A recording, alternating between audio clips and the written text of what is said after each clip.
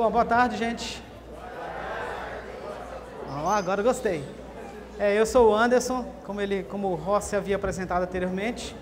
Eu sou coordenador de curso de Engenharia Elétrica e Eletrônica lá na Mauá, na Escola de Engenharia Mauá.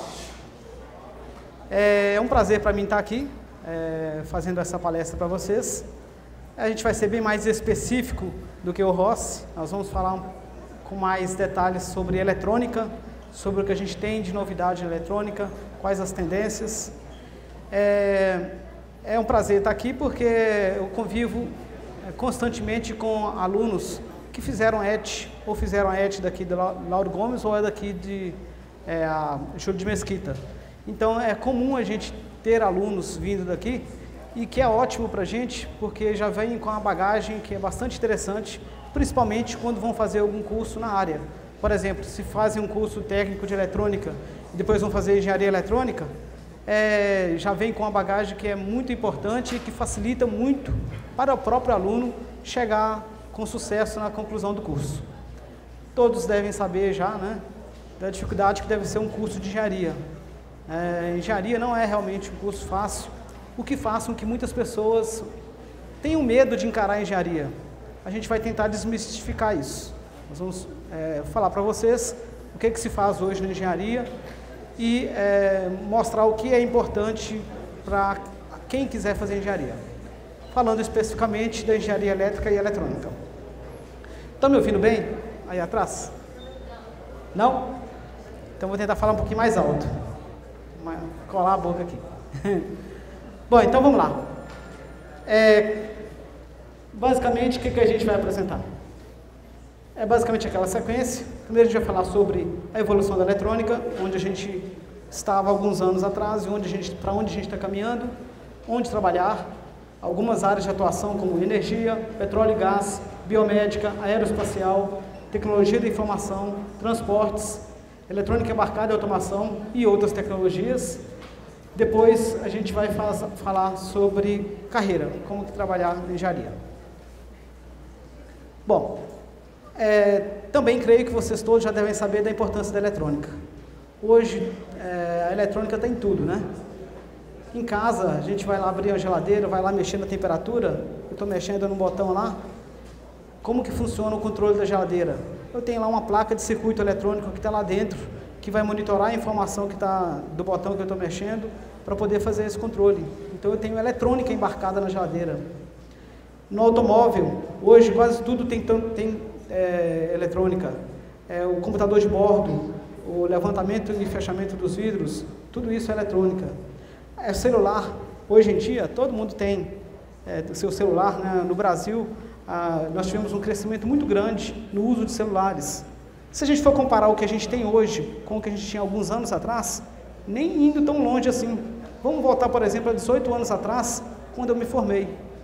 Eu me formei, fiz engenharia elétrica, eu sou mineiro, eu me formei numa instituição que era o Instituto Católico de Minas Gerais, era vinculado à PUC Minas, então era uma instituição assim, de renome, mas para vocês terem ideia, 18 anos atrás, eu nunca tinha visto, durante o curso de engenharia, um microcontrolador.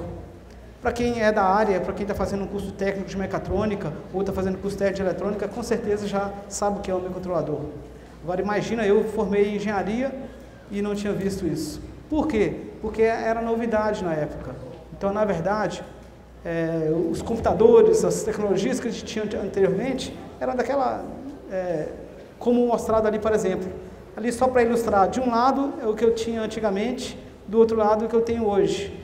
A gente tinha computadores, eu já tive um computador igual aquele ali, um XT. Era o meu primeiro computador que eu fazia, era um sucesso danado. Imagine, hoje não serve nem para carregar um arquivo. A capacidade de memória, a lentidão é enorme. Então, realmente, se a gente for olhar, são poucos anos atrás. Em termos de entretenimento, o Atari era a bola da vez na época. Hoje, a gente tem tecnologias muito melhores. Muitas crianças hoje têm o DS, muitas crianças utilizam o iPad, iPhone. Bom, para que eu estou falando tudo isso? Tudo muda muito rápido.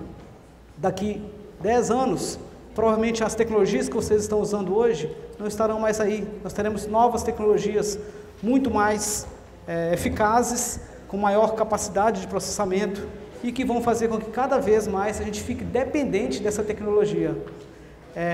Daí a necessidade de ter gente para desenvolver isso e também a necessidade de incorporar essas novas tecnologias nas ferramentas que a gente utiliza no dia a dia. Também isso se reporta para a indústria.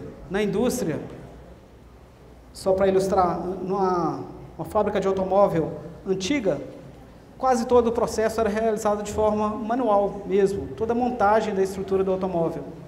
Boa parte da montagem era feita desse jeito. Hoje, quase tudo é feito de forma automatizada. A gente utiliza robôs que realizam todos os processos de soldagem, pintura, montagem, transporte de material, etc, etc.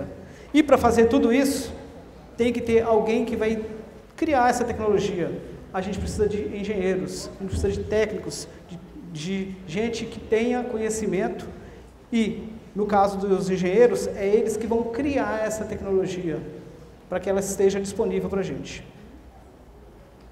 Também isso aparece em outras indústrias. Ali, para ilustrar também, nós temos uma fotografia de uma central de controle em uma indústria antiga, onde eu tinha painéis enormes, com vários instrumentos ali, e hoje, basicamente uma tela, onde nessa tela eu tenho todas as informações. Para que a gente consiga trabalhar com isso, hoje, é necessário fazer a conexão de todos os equipamentos em rede. Então, eu tenho lá, na minha planta industrial, todos os equipamentos se comunicando com essa central, e de forma que todas as informações fiquem disponíveis, e usando vários softwares para poder gerenciar alarmes, coisas do tipo. Então, é uma evolução muito grande, e que ocorreu em pouco tempo. Até onde nós vamos chegar? Bom, e será que nós vamos conseguir acompanhar essa tecnologia? Outra coisa, e o Brasil, como que está nisso? Bom, é aí que entra o engenheiro.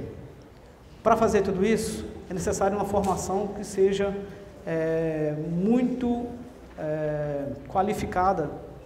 Não basta, é lógico que hoje a gente é o técnico que realiza as atividades, né? Mas por trás, antes de tudo isso, tem que ter um engenheiro que vai criar essas tecnologias. E aí é necessário uma formação muito mais abrangente do que a que a gente tem a nível técnico. Tá?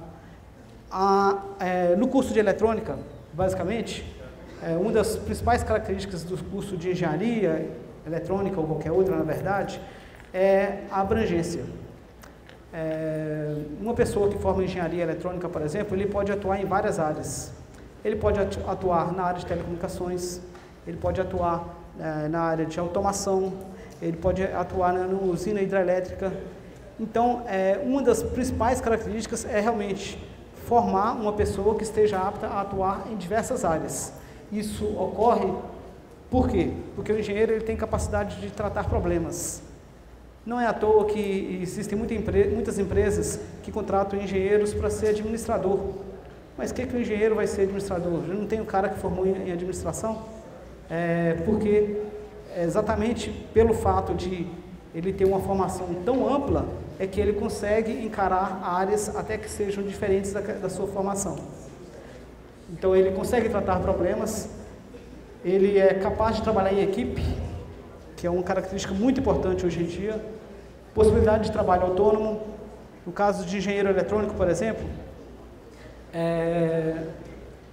com um custo não tão elevado assim, é possível você desenvolver uma empresa no sentido de, por exemplo, eu vou comprar alguns kits didáticos e vou trabalhar com desenvolvimento de projetos voltados para a eletrônica embarcada.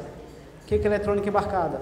Bom, imagine que eu eu quero desenvolver soluções que podem ser utilizadas em empresas na área de automação, para automatizar máquinas, coisas desse tipo. Isso pode ser feito com relativa facilidade por um engenheiro eletrônico, desde que ele tenha uma condição de bancar os custos iniciais, que é basicamente para ele ter kits para desenvolvimento, né? Se a gente for pensar em qualquer outra área, qualquer outra engenharia, por exemplo, Isso é muito complicado desenvolver, trabalhar de forma autônoma, mas para a eletrônica nem tanto assim. Outra questão é versatilidade. Então, o engenheiro ele pode atuar em várias áreas, como a gente tinha falado. Bom, só para ilustrar alguns exemplos de áreas de atuação. Eu diria que, sei lá, pelo menos 50% dos engenheiros eletrônicos que saem da Mauá, eles trabalham na área automobilística. Aqui no ABC, particularmente, né, a gente tem várias empresas, né, e muitas delas precisam realmente de engenheiros em várias áreas. Mas também o engenheiro eletrônico, ele pode atuar até, por exemplo, na indústria química. Porque na indústria química, eu vou ter vários processos que são automatizados, eu tenho sistemas de controle, eu tenho várias máquinas que dependem de circuitos eletrônicos, então é também uma área de atuação. Desenvolvimento de equipamentos e soluções envolvendo eletroeletrônicos e informática, consultoria, desenvolvimento de software. A área de software é também muito importante na engenharia. Só para ter uma ideia, eu posso resumir o curso de engenharia eletrônica em 4 áreas principais. Quais são? Telecomunicações. Apesar de a gente ter tido uma queda relativa em relação ao que ocorreu alguns anos atrás, então nós tivemos um boom na área de telecomunicações, onde se contratavam de montão engenheiros na área de telecomunicações. Hoje, houve uma redução, mas ainda assim, principalmente agora com essas novas tecnologias, 3G, 4G, é uma das áreas onde está se precisando de bastante engenheiro eletrônico. Que mais? Desenvolvimento de software. Eu comecei a falar, desculpa. Estava falando sobre as 4 áreas. A área de telecomunicações, então é uma das áreas. A automação, a eletrônica embarcada e a área ainda de controle de processos. Tá? São as 4 principais áreas onde a gente tem maior contratação de engenheiros na área eletrônica. Pode passar. Bom, muito tem se falado na imprensa sobre os eventos que a gente vai ter aqui no Brasil nos próximos anos. A Olimpíada, a Copa do Mundo, a questão do pré-sal, a interferência, a questão do pré-sal, como bem falou o Rossi, né? São oportunidades muito grandes que a gente terá nos próximos anos. Bom, a questão é que, para atuar, por exemplo, muito se fala da necessidade de engenheiro civil. Então, para construir os novos estádios, vai precisar de engenheiro civil. Para desenvolver toda a infraestrutura, né, para receber todo o pessoal que vem do Brasil, vai precisar de engenheiro civil. Mas se esquecem de lembrar que na eletrônica, a eletrônica e a elétrica está em tudo isso. Então, também será necessário contratar muitos engenheiros para poder fazer tudo isso rodar. Bom, agora para citar alguns casos mais específicos de mercado de trabalho que está em ascensão no caso da elétrica e eletrônica. A área de energia. Bom, a área de energia, todos sabem dos problemas que a gente vem encontrando nos últimos anos em relação a apagões. Até no jogo da Copa, no jogo do Brasil, caiu energia lá na Argentina, né? Bom, isso vem exigindo investimentos consideráveis no Brasil nessa área. E um dos focos principais dessa demanda, ou desse direcionamento que vem ocorrendo, é a área de energia elétrica renovável. Hoje, muito tem se investido em projetos voltados para a energia eólica. O que é energia eólica? É a geração de energia baseada no vento, né? Então, basicamente, a construção e implantação de tudo isso vai demandar uma quantidade de engenheiros muito grande para poder implantar tudo isso e fazer tudo isso rodar, e mais ainda, integrar tudo isso com o que a gente tem hoje, que é basicamente, principalmente a energia gerada pelas hidrelétricas. E é um investimento que é realmente muito grande e que também precisa de muita gente para poder tocar tudo isso. Na área de petróleo e gás, depois da palestra do Rossi, eu não preciso falar mais nada, né? Realmente, principalmente aqui em São Paulo e na região do Rio, a gente realmente vai precisar de muita gente para poder trabalhar em todas as áreas que envolvem a exploração do pré-sal. Alguns projetos, posso até citar alguns projetos que a gente vem realizando associados a isso, que vem sendo realizados até na própria Mauá. Lá, por exemplo, a gente está desenvolvendo um projeto para desenvolver um submarino para fazer a exploração subaquática. No caso, o objetivo é não somente o lado ambiental, imagina a gente detectar vazamento de óleo, coisas desse tipo, mas também facilitar todo o processo de implantação de toda essa estrutura que vai ser necessária para fazer a exploração do pré-sal. Claro que a gente trabalha inicialmente de forma mais compacta, quer dizer, mais direcionada, pensando em aplicações do tipo processamento de sinais, transferência de sinais, processamento de imagem. Imagine que eu vou capturar a imagem por meio de um veículo subaquático que vai estar percorrendo o mar sozinho, de forma autônoma, para enviar informações lá para cima. Mas imagine que, em termos de aplicações futuras para isso, o transporte de equipamentos que vai ser necessário, o controle que podendo ser realizado de forma remota ou não, para poder transportar material e permitir a instalação de todas as estruturas no fundo do mar. Então, é uma área de pesquisa que é muito importante e onde a gente começa a trabalhar agora. Na área biomédica, é outra área muito importante.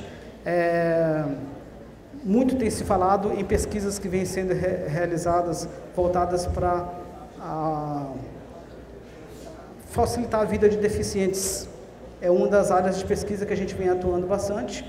Nós podemos citar, por exemplo, o desenvolvimento de exoesqueletos. O que são exoesqueletos? São basicamente estruturas mecânicas que vão ser acopladas aos membros de deficientes para permitir que eles possam se movimentar automaticamente. Por exemplo, realizando comandos. Então, sei lá, vou acionar um botão para poder fazer ele poder andar. Então, essa é uma área de pesquisa bastante interessante que a gente está trabalhando, mas que também instituições de todo o Brasil estão desenvolvendo. Isso está voltado, então, para a área de deficientes, mas também para outras áreas, por exemplo, para facilitar a vida do médico. Existem soluções que vêm sendo desenvolvidas para realizar diagnóstico, por exemplo, o processamento de imagens sendo utilizado para analisar imagens de ultrassonografia e, com base nesse processamento, identificar um problema. Também desenvolvimento de novos instrumentos que podem ser utilizados pelos médicos, como, por exemplo, o eletrocardiograma ser realizado de forma automática e com a detecção de determinadas situações incomuns, sei lá, o diagnóstico sendo realizado automaticamente. Então, são muitas ferramentas que vêm sendo utilizadas nesse sentido para poder facilitar a vida do médico. Na área aeroespacial, eu poderia citar alguns projetos interessantes também. Nós temos um caso de um projeto que vem sendo realizado por um professor da Mauá, que é voltado para a aeroespacial, parece meio viajante, né? Mas o objetivo é fazer a detecção de satélites, detecção de exoplanetas por meio de satélites. O que a gente está fazendo é basicamente uma parceria com a França, onde nós estamos desenvolvendo sistemas eletrônicos embarcados, que vão ser depois introduzidos em satélites, vão ser posteriormente enviados para o espaço e para poder fazer basicamente, conseguir vasculhar, entre aspas, o espaço para tentar localizar novos planetas. Parece que é uma coisa que está fora da nossa realidade, né? Mas não. O que a gente utiliza ali é basicamente equipamentos e funcionalidades similares ao que a gente vê no curso de engenharia. Bom, a área de TI é uma outra área também que está em ascensão. Só para vocês terem ideia, isso aqui foi tirado do site do Ministério de Ciência e Tecnologia. Mostra números que são absurdos, da ordem de 102 bilhões é o valor do investimento que o governo fará no desenvolvimento de de projetos e serviços na área de tecnologia da informação. É muita coisa. O que é tecnologia da informação, para começar? Basicamente, a ideia da tecnologia da informação é desenvolver softwares, equipamentos e ferramentas que permitam gerenciar dados, processar dados, criar interfaces. E aí, isso, em termos de aplicação disso, são das mais diversas na indústria ou mesmo em pequenas empresas. Na área de transportes, também nós temos muitas pesquisas sendo realizadas. Além da implantação de novas tecnologias para transporte público, como por exemplo os metrôs, também nós temos a utilização de novas tecnologias embarcadas em aeronaves. Então nós temos, por exemplo, vários alunos que saíram da Mauá e trabalham atualmente na Embraer, desenvolvendo pesquisas para realizar modelos, produzir modelos para determinadas funcionalidades das aeronaves e para criar, como consequência, novos dispositivos que vão ser embarcados nos aviões. Também outra tecnologia que vem sendo estudada é a área de VANTs, veículos aéreos não tripulados, que vem sendo usados, inclusive, pela polícia na Grande São Paulo para monitorar regiões de conflito, entre aspas. Qual que é a ideia? Imagine que eu vou ter um avião que vai andar sozinho, vai realizar um certo percurso, vai capturar imagens e pegar essas imagens e transmitir para uma central. Imagine que eu posso, sei lá, explorar uma região que está em conflito, e ao invés de eu enviar uma pessoa para lá, eu vou enviar apenas um avião, que se ele levar tiro, é só perda material, né? Mas, por trás de tudo isso, tem toda uma tecnologia que está sendo embarcada para permitir fazer essa transmissão de informação, a construção física dos aviões, e aí vai. Bom, também a eletrônica embarcada é uma das áreas de atuação mais importantes.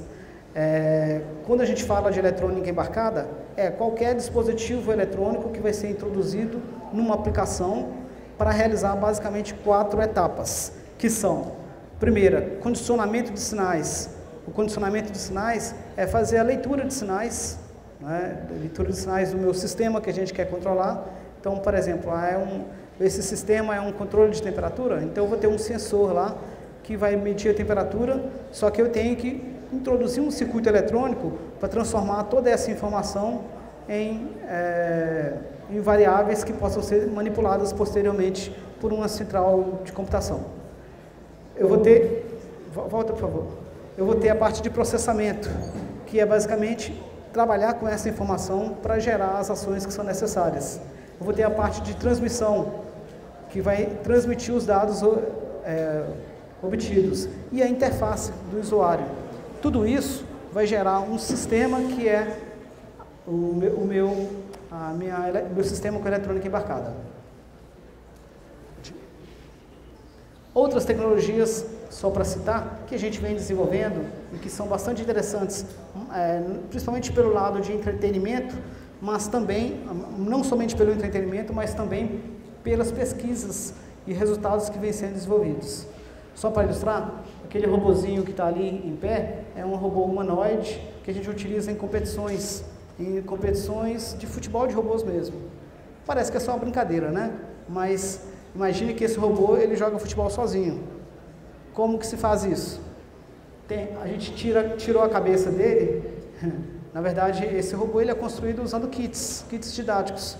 Então a gente compra esses kits, faz a montagem do robô e depois a gente programa esse robô para que ele execute ações de forma autônoma. Para isso, então, a gente tira a cabeça dele e a gente coloca uma câmera. Aí, desenvolvemos todo o processamento lá dentro do robô para que ele se movimente de forma autônoma. Ele vai localizar, identificar cores no campo. Aí a gente vai ter uma cor específica para o gol do adversário e para o gol da gente. A gente tem pontos referenciais também ao longo do campo. E o que se faz joga futebol sozinho. Ele localiza a bola, inclusive, pela cor e faz isso de forma autônoma. Bom, para realizar tudo isso, claro, tem todo o processamento que foi realizado e é gravado na programação dele. onde a gente quer chegar com isso? A meta, por exemplo, só para vocês terem ideia, em 2050, pretende-se realizar uma partida de futebol de robôs entre a seleção do mundo contra a seleção dos robôs. E a meta é os robôs ganharem. Tá? Será que isso vai ser possível? Acredito que sim. Porque do jeito que as coisas estão evoluindo, se a gente for olhar, há pouco tempo atrás não existia nenhum robô humanoide. Existia em ficção científica, em filmes. Mas hoje a gente tem robôs que realizam tarefas até relativamente complexas. Por trás de tudo isso, a gente aplica vários conceitos que são tratados no curso de engenharia e que posteriormente podem ser utilizados em outras aplicações. Então, o que parece que era um divertimento e uma brincadeira é, na verdade, o desenvolvimento de uma pesquisa que pode futuramente alavancar outras pesquisas e outras tecnologias que podem ser criadas. Bom, é o caso dos VANTs também, que eu havia comentado, e aí vai. Bom, para fazer tudo isso, para poder trabalhar com essas pesquisas, é necessário fazer engenharia. Ah, mas é só o engenheiro que vai fazer isso? Não, mas o engenheiro, ele tem uma formação bem mais específica e vai bem mais à frente, criando no profissional uma bagagem necessária para que ele consiga trabalhar com todos esses conceitos mais avançados. Agora, todo mundo pode fazer engenharia? Todo mundo pode fazer engenharia elétrica, eletrônica? Bom, o que a gente fala sempre para fazer engenharia, primeiro tem que gostar de exatas. Se não gostar de exatas, tem que amar mesmo as exatas. Tem que gostar de cálculo, tem que gostar de física. Se você não gosta de cálculo, você não gosta de física, esquece. Só para citar, nos 2 primeiros anos dos cursos de engenharia, geralmente a desistência é da ordem de 30% a 40%, o que é muito, né? Muita coisa. Tem que ver se gosta mesmo. Não adianta você escolher um curso, resolver fazer um curso de engenharia, porque ele está na moda, ou porque seu colega está fazendo, ou porque sua mãe fez, ou seu tio falou que é legal. Não, você tem que ser uma coisa que você gosta mesmo, porque senão vai ser um curso que você vai começar a fazer e depois você vai parar, porque não é o que você queria. Né? Outra coisa é ficar de olho nas oportunidades, que é o que o Rossi falou, né? Oportunidades, elas sempre existem para as pessoas que trabalham muito, se esforçam. Agora, a tendência é que nos próximos anos essas oportunidades sejam ainda maiores. Na verdade, acho que a engenharia, eu acho que o curso da vez, assim, é a bola da vez mesmo. Nunca, assim, desde que eu me entendo por gente, nunca eu vi precisar tanto de engenheiro como o Brasil está precisando agora.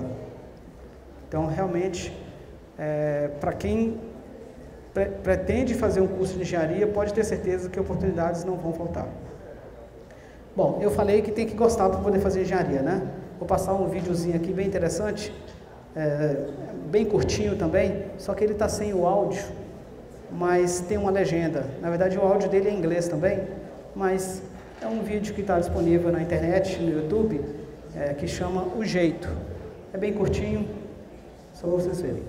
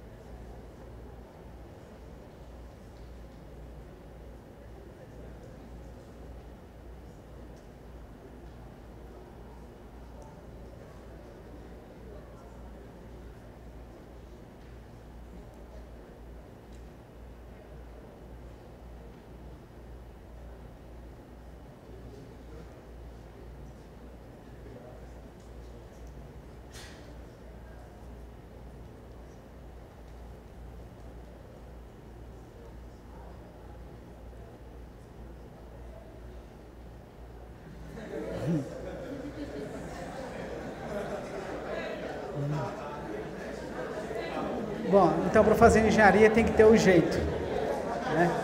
Se você é uma pessoa que desmonta as coisas na sua casa, então você tem que ser engenheiro, tá?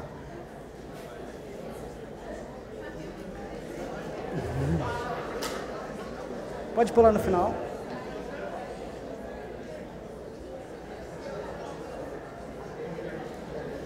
Bom, só para finalizar, parece que é tudo maravilha, né? Mas engenharia não é fácil mesmo. Tem que realmente encarar com seriedade e batalhar bastante para poder se sair bem em engenharia. Mas, por outro lado, vale a pena o esforço, tá? O recado final que eu deixo para vocês vamos fazer a diferença. O Brasil precisa de engenheiros, o Brasil precisa da gente. E é só pessoas que realmente correm atrás disso que vão conseguir ficar lá na frente.